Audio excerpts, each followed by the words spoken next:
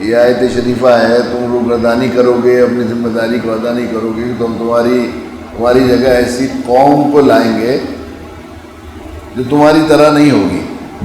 تو بعض روایت میں آتا ہے صحابہ سے اللہ کے نبی صلی اللہ علیہ وسلم سے پوچھا کہ وہ کون قوم ہوگی جو آنے والی ہوگی؟ تو آپ نے حضرت سلمان فارسی کی طرف اشارہ کر کے فرمایا کہ سلمان فارسی کی قوم۔ اور ایک دوسری روایت میں ہے کہ وہ جو ہے آپ نے ہندوستان کی طرف اشارہ کر کے فرمایا کہ وہ ہندوستان اہل ہند ہوں گے، محبت بھرے لوگ۔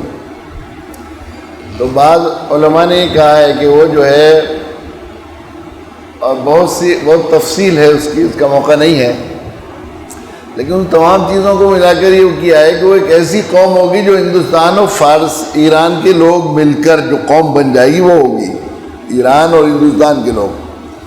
آپ کو شاید یہ معلوم ہو کہ یہاں ہندوستان میں جتنے یہاں پرانے لوگ تھے دراوڑ، یہ جو دلت لوگ ہیں وہ تو ہندوستانی ہیں، باقی جو اپر کاسٹ کہلاتے ہیں یہ سب ایرانی ہیں، آرین ہیں، یہ ایران سے آئے ہوئے ہیں یہاں پر، اور ہندوستان اور ایران مل کر یہاں پر یہ لوگ بنے ہوئے قوم بنی ہوئی ہے۔ اس سے ہمارے علامہ شمس عثمانی رحمۃ اللہ علیہ تھے، انہوں نے بہت تفصیل سے اس پر بہت سی روایتیں نقل کی ہیں، اور اس بات کی امید ظاہر کی ہے کہ وہ جو تبدیلی قوم کا سلسلہ شروع ہوگا اور لوگ ایمان کے لیے، اسلام کے لیے کھڑے ہوں گے، اور پھر خیر القرون کی طرح لوگ ہوں گے، وہ لوگ یہاں کے لوگ ہوں گے یہاں پر۔